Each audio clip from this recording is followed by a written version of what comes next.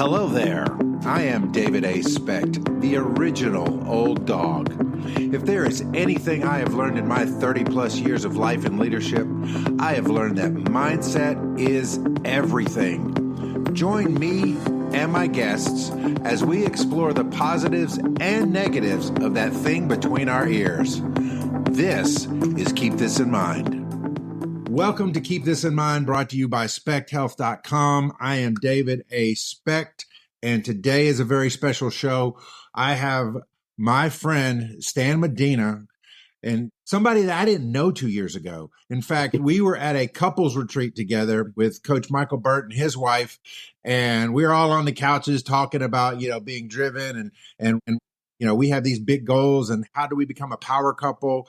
And Stan and his wife were highly engaged. Matter of fact, I think Stan asked more questions than anybody in that group that day, that weekend. But we started following each other on social as a result. And I realized that Stan was somebody who really had to get his mindset right. Where some people try to think their way into acting, he was an act your way into thinking individual, which really resonated with me. He created an entire movement called Massive Action that has just blown up across social media and beyond. He's got a YouTube channel. But what's interesting is this all comes from a guy, and he'll tell you the story, started in the collision repair business, started in body shop, and still is one of his core businesses today, but yet it's now so much more than that. Stan, welcome to the show. How are you doing today, sir? Thanks, David. It's a pleasure being on the show. Since we've met, you've actually really blown up yourself. I have to commend you, not only on your brand, but also on your health. Well, thank you.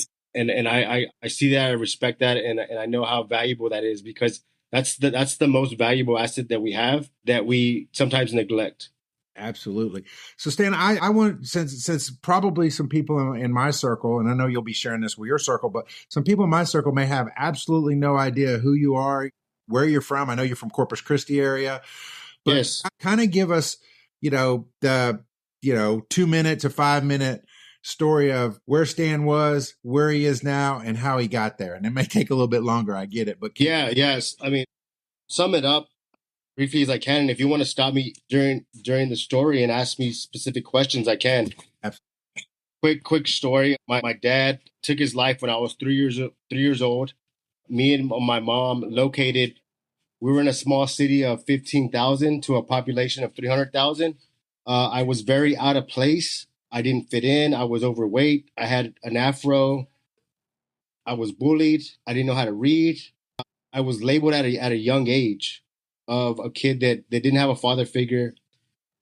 The way I would express my emotions was I would act out as the class clown.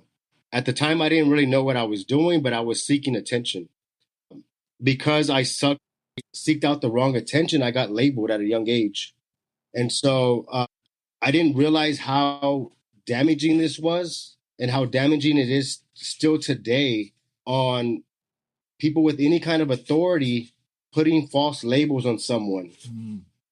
And so long story short, I struggled through elementary, middle school. I got sent to a drug rehab center for 2 years.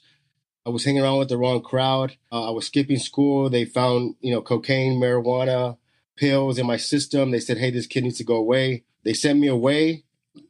I was there for 2 years in middle school.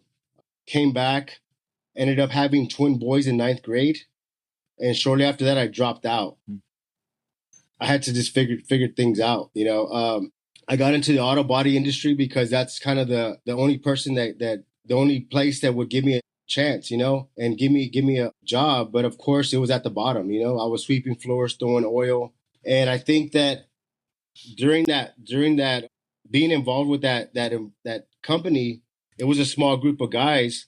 I kind of felt like part of a family, and it was a culture that they had there that I wasn't aware of, but it made me feel accepted. I wasn't being judged. I wasn't being labeled. I was being coached. I was being, cared for. And so I just gravitated to the body shop industry. I basically gravitated to that business in that industry, and I just stuck with it from 9th grade had twin boys, like I said, committed to just working. I would work 7 days a week because I was working. I was exchanging, hours for dollars. I thought if I work more, I'll make more money. So I just ended up working pretty much 24/7. This happened for about maybe 10 years, and it cost me my first marriage. We ended up separating. When we separated, we had four kids. I was on child support. I had back taxes. My credit was a 500. I ended up I was on the couch of my mom's, right? And I hit rock bottom.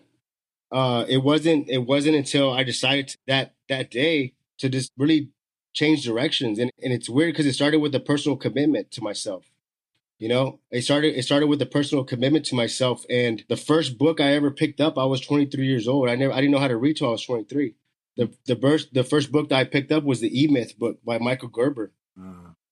And I struggled for 2 years to read that book, but I got so many gold nuggets from it. One of the things that really transformed me within that book, I don't remember anything from the book except one little part. And that part was that he said, hey, if you look yourself in the mirror every day and you say, I am a leader, you're going to start to you're going to start to act out as a leader. And I did this. I did this because I didn't understand how to set up a KPI. I didn't understand how to build a culture. I didn't understand how to build none of this. All I knew was, hey, if I tell myself I'm a leader, he said something's going to change. And sure enough, it did. I eventually was able to start my own business. Of course, I started off as an operator. Anybody that starts their business, they start off as an operator. You know what I mean? And so I didn't understand that that's also a shift in roles. You have to, the operator, the manager, then you become the owner. I didn't know this. But when I was an operator, I also hit a road because I was stuck doing all the work. And one day, I just got so frustrated again, and I said, I need help. I need something. So I looked in the phone book, and his name's T. Bowman. He was an accountant here in Corpus Christi. He had one of the biggest CPA offices. And I called his office and I said, hey, I need to set an appointment with one of the CPAs to talk about my business. I didn't really have a business. I was a self-employed guy, sole proprietor. When I went that day, I ended up talking to Mr. Bowman, and I sat down and I basically said, hey, sir, like, I really don't have business, but this is what I would like to do. Can you help me? He said out of his whole career, he's like, no one's ever done this. He's like, no one has ever came and asked me for help. He goes, I respect what you're doing. And so what he did was, I didn't realize what he was doing, but he was seeing how committed I was. And what he told me was, he's like, I'll help you. We'll sit down and we'll have a 4-hour meeting, and we'll dissect everything you want to do. We'll come up with an action plan. We'll put it on paper. He goes, but it's going to cost you. It's going to cost you $2,500. Okay. I probably didn't have $2,500 at the time. And I said, well, let me think about it. But looking back, what he did. Uh-oh. Pause. I connected back. So, like I was saying, like what he was doing was the right thing as a leader. Because he wanted to see how committed I was. Right. Because, I know that information is free. Mm-hmm. It's the commitment that's hard. Oh, yes. Yes. You see, and a lot of people are scared to make that commitment. And so I told myself, I said, you know what? I'm gonna spend that money on stupid stuff anyway. What do I got to lose? Let me add to that, because I see this all the time, right? When somebody immediately comes up with a price objection to something that's going to improve their lives, it's really illustrating their commitment level, right? They're just not committed enough, because if you really see the benefit and it can really improve your life, and it doesn't mean your business life, your health life. I mean, it's in all areas, right? It's going to pay a dividend. In your health, the dividend is you get to live longer. You get to live a more abundant life. You get to be more active. And you can be more productive, which then helps all the other areas of life. In business, It's the same thing, right? You find those structures, those missing structures, those, wrong people on the bus, get the right people on the bus, all the things that you can't see. And it's worth it because it pays off. One of the things I want to go back to in your story, continue the story, because It's amazing. Number one, I would say that your story is unique in the fact that, like Mr. Bowman said, nobody generally goes and asks for help, right? They're like, I got this, or I'll read this, or I'll do this. They very rarely, raise the hand and say, I got this. But I want to go back to identity, because you said something early on. You said you were labeled a certain way because you acted out in class and you were looking for attention. And then the system labeled you a very similar way. And they said, this guy needs to go to prison. This guy, but then you got into the body shop and you said, they didn't judge, they accepted. While we shouldn't let somebody label us or take it to affect our identity, obviously your identity evolved as you were going through the processes. So how did you elevate your identity? Say, you know what? Better than what I'm showing up, but yet I'm also even better moving forward. How did your identity change? So, really, it's when I lost my family. Because I was still stuck with that label. What I mean by that is like my label was, this guy doesn't have a father figure. He doesn't have no family structure. He's not educated. He has tattoos. He's Hispanic. All these. He drives a lowrider. So I was actually playing the character of the labels they gave me. You understand? I said, okay, this is who I am. So this is what this person does. I was involved with drugs. I was involved with a bunch of girls, have 5 girlfriends. You know what I mean? Like, went out, did the whole label, whatever that label is, these are the actions of that label. I was at. And then came to the realization, like, you know what? Like, I have the power of labeling myself. And I have the power of choosing what actions I want to do. As my kids were getting older, I realized that, hey, you know what? Like, you can't tell your kids what to do anymore. They're going to follow your actions. So that was also another mind shift, because I said, hey, I can't tell my kids, hey, don't be smoking if I'm smoking. You understand? Like, so now they're going based off my actions. So I shifted it up. Because I was so far. A lot of times we feel like we're so much the underdog. We're so behind. We lost so much time. We're not educated. We don't have the money. So you can't just take regular action. You got to take massive action. So massive action is really a trigger. You know what I'm saying? Like yourself, Dave, like you're on this health journey. You know what I'm saying? Like, you probably wish you would have started that a long time ago. Yep. So you can't just take the regular action. You got to take a little bit. You got to do the little bit, one more.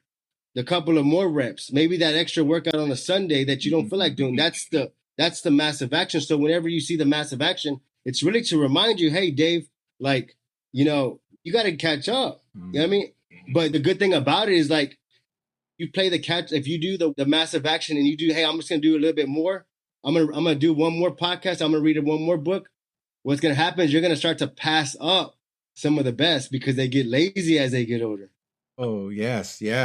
Complacent. So now the tables turn, because they're comfortable where they're at. You know what I'm saying? The guy that was healthy in high school, that was the Mr. Number one, the sports, whatever, he don't look like that no more, because he was comfortable. But you know what? You're gonna outrun him. If you look at all the greats, all they did was outperform everybody else. They're not any better than you and I. They just said, hey, I got to take massive action because I'm the underdog. I don't have that. I don't have that talent. I don't have the talent. I'm not born with these talents. I'm born with the genetics. The genetics, like those guys that they don't have, they can eat whatever they want and they're still looking good. The genetics. But you know what? Those guys also get lazy. Yes. You see what I'm saying? Because they're dependent on those genetics. Yes. One thing that you brought into, and again, I love that massive action was like the wake up, right? You kind of feel like you're playing catch up, but you know that you can get there by taking massive action. One of the things that you talk about, and you talked briefly about it when you went to Mr. Bowman's office, and that is the mindset differences between operator, manager, and owner. And you've actually gone beyond that to investor. So, what were some of the challenges for you making those changes? I know for me, being an entrepreneur, I'm so used to doing everything myself. Letting go Yeah. of the baby and letting somebody take it has been one of my biggest challenges. What are some of the challenges you faced going through those processes from technician to manager to owner to investor? And what could you tell somebody in our audience how to get their mind right to make those progressions? Transition, definitely. So I come from a technical background, so I was very hands-on. I never read the instructions. I said, hey, there's a swing set there. Here are the instructions. No, I just give me some tools. I'll put it together. I don't need instructions. Most people are like that. They just want to start to get into it. Okay, there's two ways to generate income. There's going to be the physical labor, and there's going to be the mental work. Okay, mental work is part of the transition to a manager and owner. Because look, physically, let's say, for example, we have to dig a ditch, right? We can say, I'll dig it myself. Okay, that's the physical part of it. But you can say, okay, how can I mentally dig this ditch? What does that mean? That means how can I get 5 people to do it for me? So now you're mentally trying to figure this. It's a problem.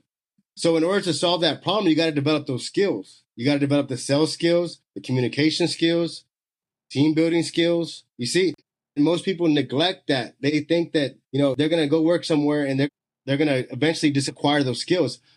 I interviewed some people and I said, they say they have sales skills. They said, yeah, I worked at T-Mobile for 2 years. I have sales skills. How many sales books have you read? Well, I haven't read any. How many sales courses have you taken? I haven't took any. So what makes you a sales expert? What if you're doing the wrong thing? You see, so you have to develop those skills by educating yourself on how to get better at that skill. It's like a mechanic. Like they have to continually getting certified every year to be up to date of what's changing with the vehicle. You know what I'm saying? But technician, just like a technician, if they don't keep educating themselves, they become obsolete because they're in the past. So to answer your question, you got to say, okay, what is the job of a manager? What skills does a manager need? The manager needs communication skills. And if you're a technician, if you're used to doing the work, you have to transition your mind to saying, you know what, I got to be more of a teacher. And you got to have the patience, because see, a lot of technicians, a lot of people that try to transition, they don't have the patience to deal with people. And so you got to say, okay, I got to have the patience, and I got to approach this like I'm coaching someone. So when someone asks you, if you're at your business and someone asks you, hey, Dave, how do we do this? You want to try to explain to them in a way to educate them. And what really works is if you say why. So if I say, hey, Dave, I need you to give me the list of the people that called in the last 15 days. Right? You're not going to know why you're doing it. So if I say, hey, Dave, I need you to give me the list for the people that called in the last 15 days, and this is why. Because our pipeline is getting low, and I know those people showed an interest, and if we hit those last 15, they might still catch them. You see? So I'm also telling you what to do, and I'm also educating you why we should do it. That way you know why you're doing it. You understand? So it's really developing those skills. And the same thing as going as an owner, right? Because look, the technician does the work, the manager manages the people, communicates, hires and fires. The owner figures out how we're going to expand, how we're going to grow this, how we're going to scale this business. What kind of relationships do we need? Key relationships. The owner does that. For example, as an owner, I had to wear that hat. And so what does that mean? So that means that I had to get involved in the community. Became a Rotarian. I became the Rotary president. I became district governor of my city.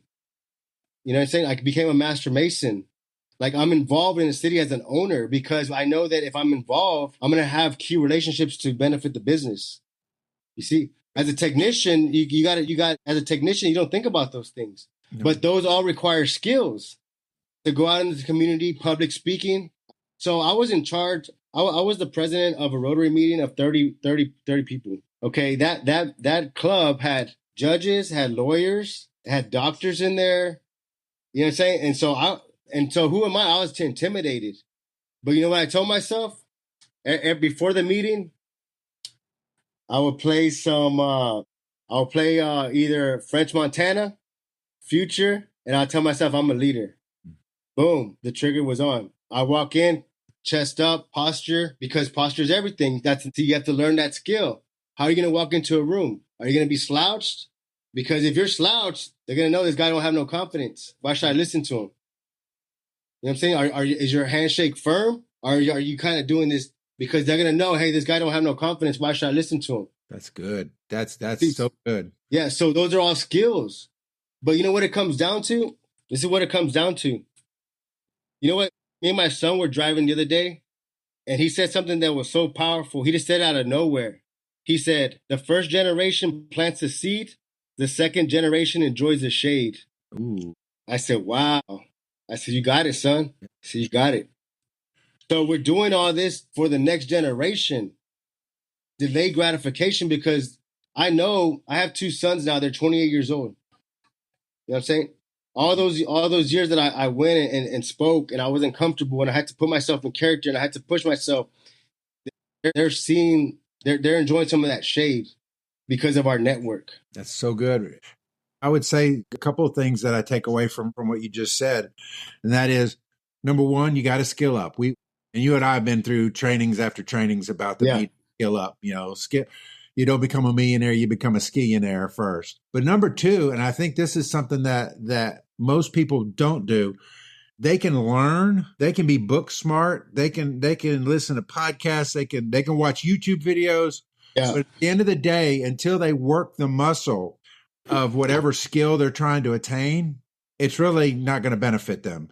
You can learn how to public speak, but until you're the president of the Rotary and have to do it every week, you really don't develop the skill, right? You have the knowledge, but you don't have the skill. Yeah. So I would say one of the biggest takeaways that I take from your mindset, when you say massive action, you're saying knowledge and skill, that you're getting the knowledge either by asking for help or learning in some way from somebody who's been there, done that, or more knowledgeable, but then you're taking the action to get the skill, to work the muscle. Would that be an accurate assessment of what massive action really is? That you nailed it right there. So when I was learning how to read, I would do this is a very I'm gonna compact massive action, right?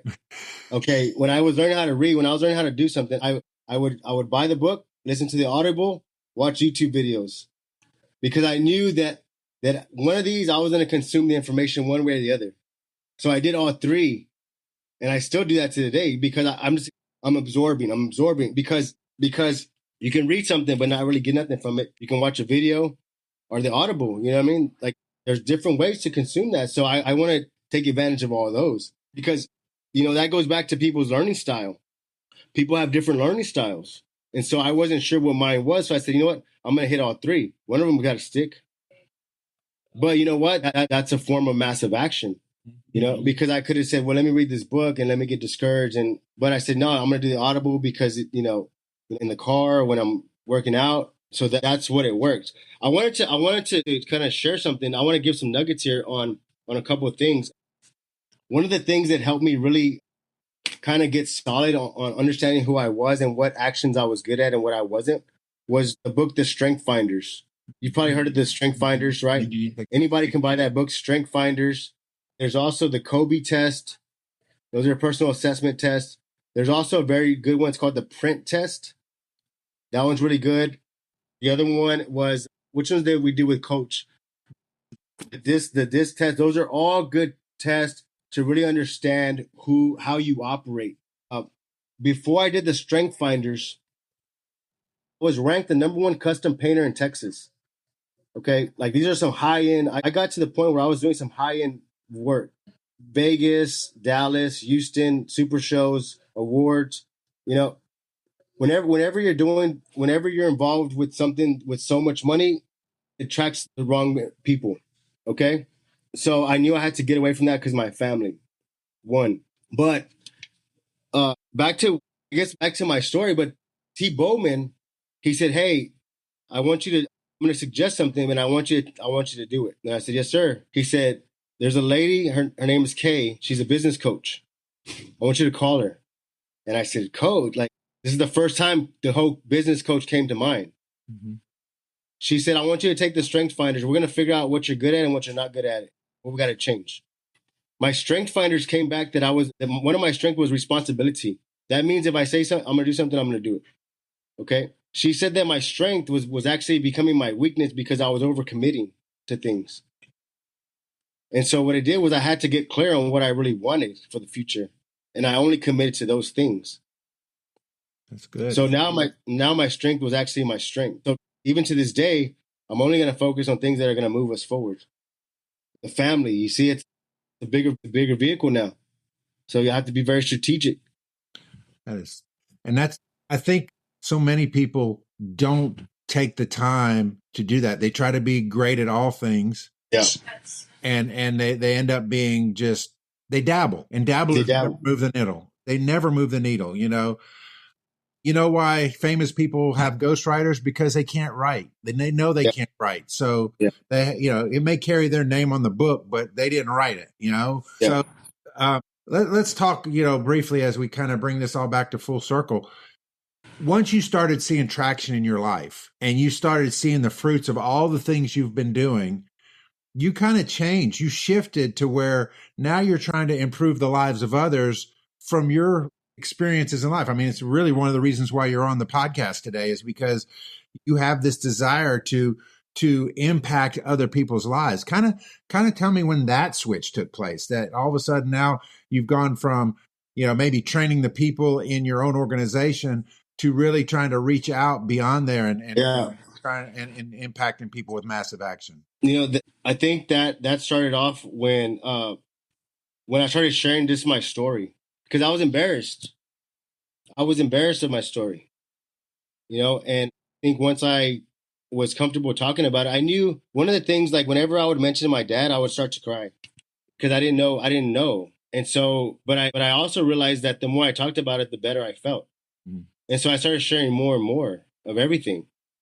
And it wasn't until people started like reaching back to me on Instagram and Facebook, says, "Hey man, like I watch your videos and I appreciate you just being real. And, the message you shared this morning, like changed my life, and I'm like, dang, that's, like I'm just being me, and I think that's when it's like, okay, you know what? Like I can get these people to the next level.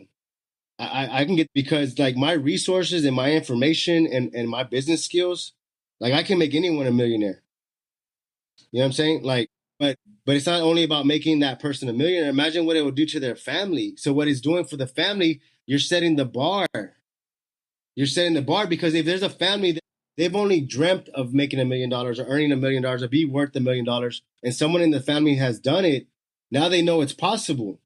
Yeah. So you're changing so much shit. Like you don't realize it. Like you're changing so much shit. Like not now, but the next generation, because they're like, oh yeah, my uncle was a millionaire. So millionaires, it's possible. Someone in the family has done it. You see. So you raise the bar, kind of like the athlete that, the sprinter that ran that mile in fastest time, and they thought it was impossible. And then the next year someone did it, and then they're like, oh shit, it's not. So they started getting, you see, like once someone does it or has done it, then it becomes possible to that generation. That's good. Yes.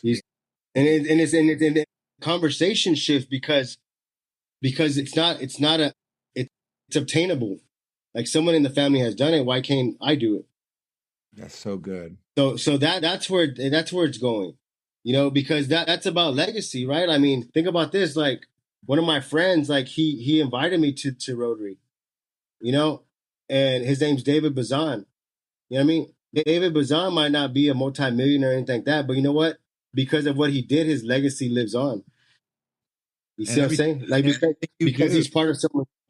I said, and everything you do, again, whether it's part of the story, this one, they're all part of the story. It's part of the story. Like, it's part of the story. So like, it's the same thing with this podcast. You know what I mean? Like, I'm going to be like, hey, I was I'm going to share this story down the road. Right? When I'm worth 100 million, and be like, yeah, I was on this podcast with Dave. You're just like, see how you become part of the story. And so you just like your legacy. That's your legacy. So good.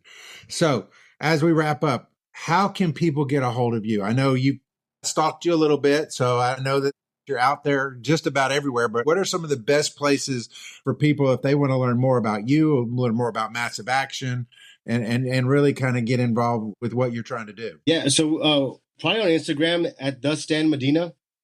We have stanmedina.com where we have webinars on there. You know, people that want to join in on the webinar, and I give them some blueprints on how to create some wealth and different strategies on how to transition from technician, you know, to manager to owner. You know, you shared. I want to just give another gold nugget real quick. You shared earlier. I'm gonna share two gold nuggets. If you can be part of a group, we have a private group. It's for body shop industries or people that want to do real estate investing. But yesterday I called my guys from our group and I said, hey man, I'm checking on you to make sure you're doing this. Right. And he's like, oh man, thanks for calling me, man. He's like, dude, you don't understand how like just you calling me makes me want to re-engage.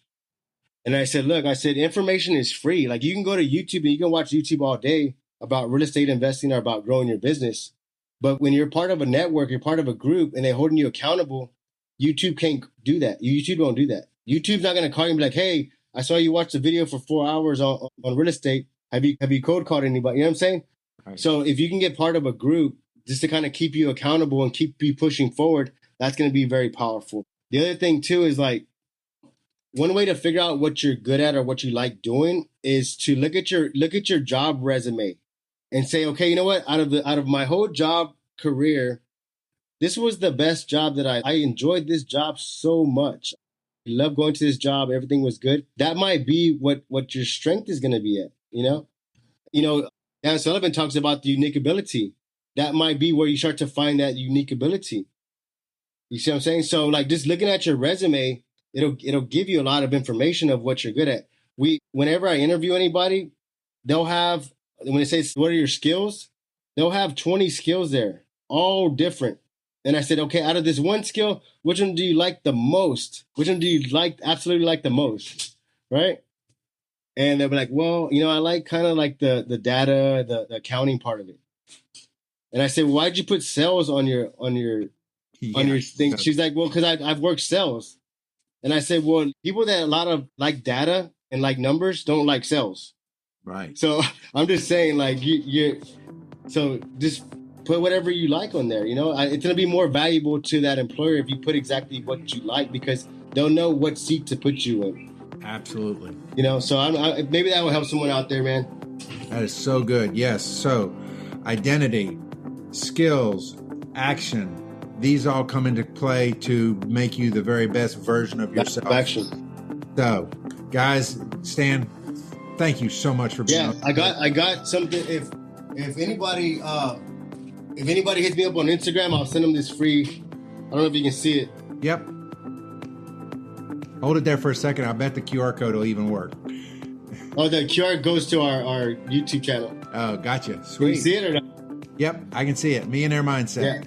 Yeah. So this has a lot of gold in there, man. It has a lot of gold for anybody trying to transition and develop that millionaire mindset and figure out what skills they need, what network they need, you know, how they got to present themselves, how they got to show up. Got to show up, brother. Awesome. Thank you so much for being on the show today. We're going to close it out. God bless you, and God bless you for listening today. That is going to do it for this episode of Keep This in Mind. For more, visit davidaspecht.com. Like, follow, and subscribe. Thank you for listening, and remember, applied knowledge is power. God bless.